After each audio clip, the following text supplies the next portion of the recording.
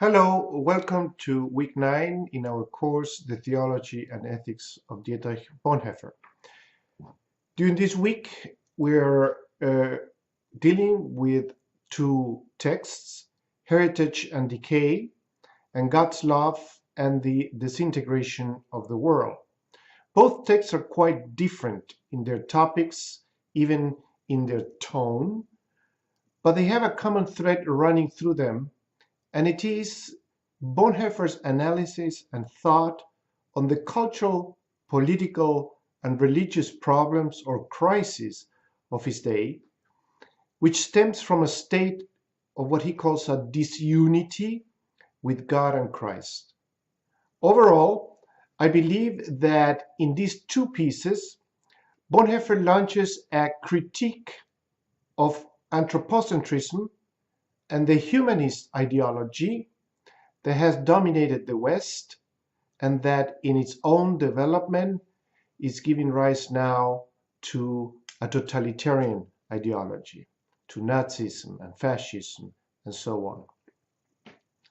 So the first essay offers Bonhoeffer's understanding of the history of Western Europe in reference both to the Greek and to the Roman heritage, and the Christian heritage as well. As it is classical for many German intellectuals, he will note a difference between the German experience and the rest of Western Europe. Whereas Germany was more shaped by the Greek heritage, he will argue that France, Holland, England, and Italy show signs of the deeper influence of the Roman heritage. This goes back to the period of the Roman Empire, where most of the German lands were outside of the limits, that is, the boundaries of the empire. So not surprisingly, he will associate the Roman heritage with the Roman Catholic Church and the Greek heritage with the Reformation. However, he will emphasize that the true foundation of the West are not these two heritages, but Christ.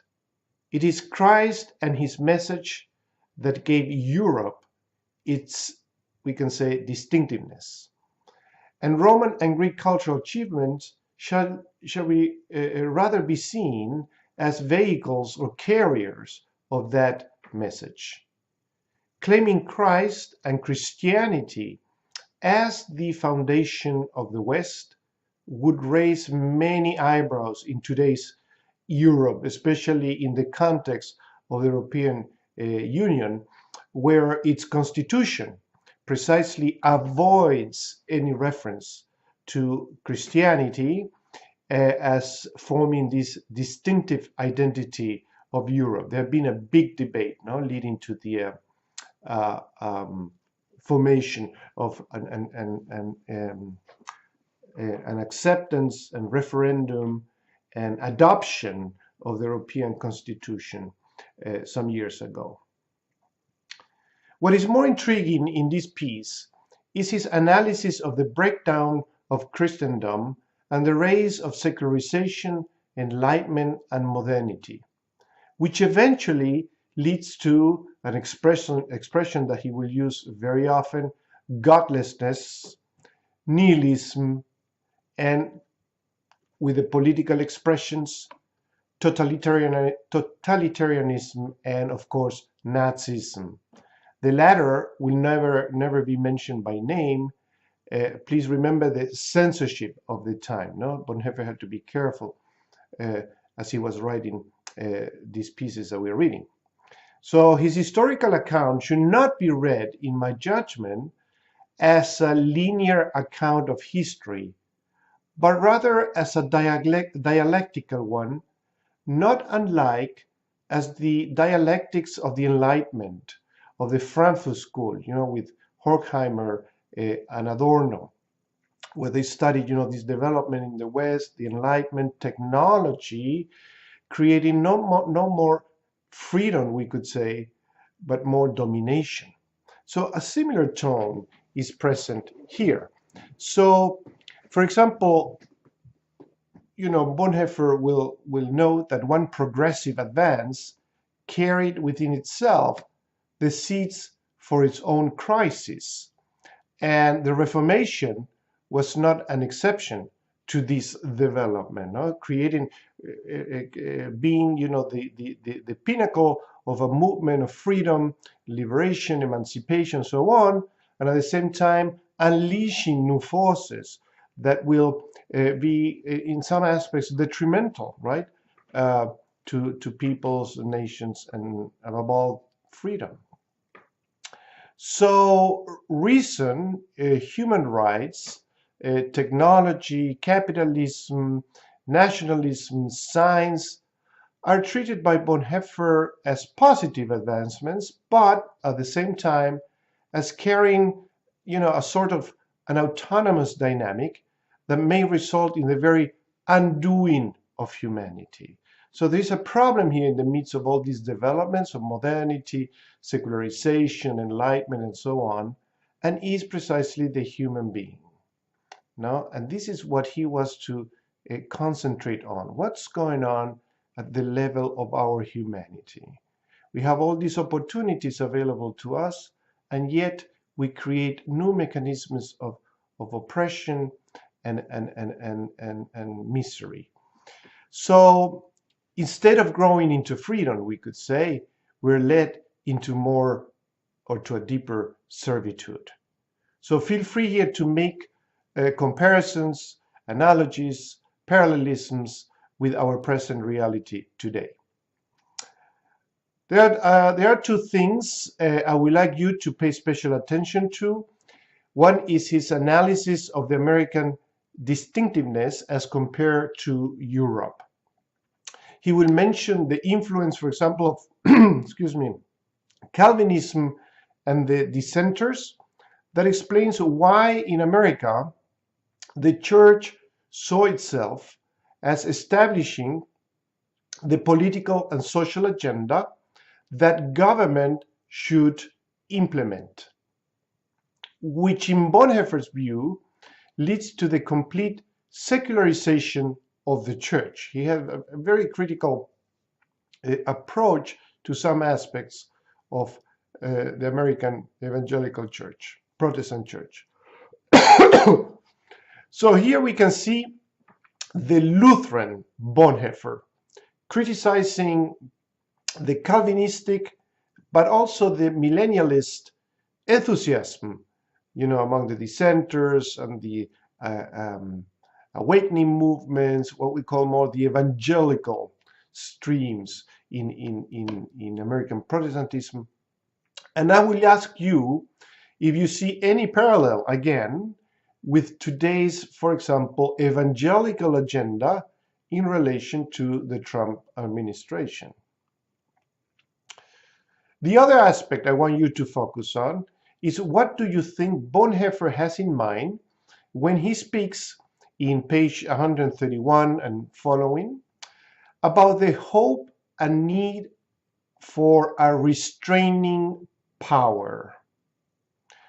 Is Bonhoeffer expressing here his commitment with the German resistance, that thought that the only way to stop Hitler was through a coup and the establishment of a civic military government? I leave it up to you what he's trying to articulate here. The second essay that we are reading for this week is a brilliant analysis of the state of our fallenness, our falling away or falling from our unity with God, that we desperately seek to remedy by assuming for ourselves the role of God, the knowing of good and evil. So he provides deep anthropological, existential, and psychological insights into very common human experiences that you and I have all the time: shame, sexuality, remorse, and guilty conscience. I believe that his analysis of the Pharisees, or Pharisaical attitude, we could say, is one of the most brilliant contributions of Bonhoeffer. Here the target, of course, are not the Jews, right? We should not confuse, because historically this has been used, as a way of weaponizing, so to speak, our prejudice and biases against the Jewish people and the Jewish religion, but has to be read as the target being here religious and so-called moral people in general. This sense of superiority that leads to a life where everything is converted into judgment, where everyone is under constant scrutiny and testing. For him, this attitude reveals again our disunity with God, our godlessness. The opposite to this way of existing, of being, is something that we have already seen in Bonhoeffer.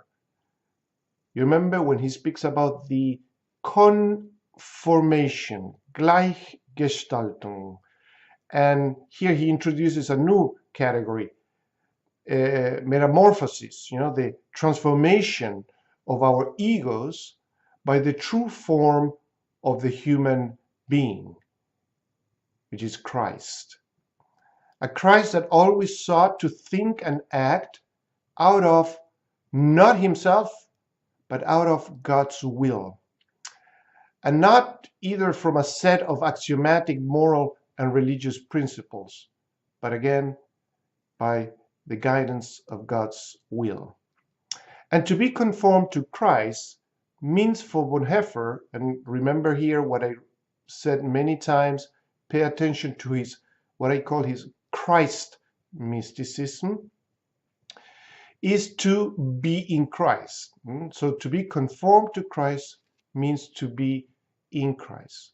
So in Christ, we experience our being and person who is loved by God, and at the same time, this love make of us lovers of our neighbors and the world. Nowadays, we use a lot the language of discernment, of discerning God's will for us, and here at the seminary, that means, what type of job are we going to do, right? But pay attention here to this multi-layered notion of discernment that Bonhoeffer has. Again, a Christ, this Christ mysticism that we see always in the background of his theological ideas. So pay attention to this understanding of discernment, where it is for him something not so much based on intuition, but is this composite of heart, intellect, observation, and experience. All these layers overlapping, hiding, and at the same time revealing God's will for us. In the end, this piece of Bonhoeffer, I think, is a sort of hymn uplifting the only reality that endures, the reality of love. So, I wish you happy readings.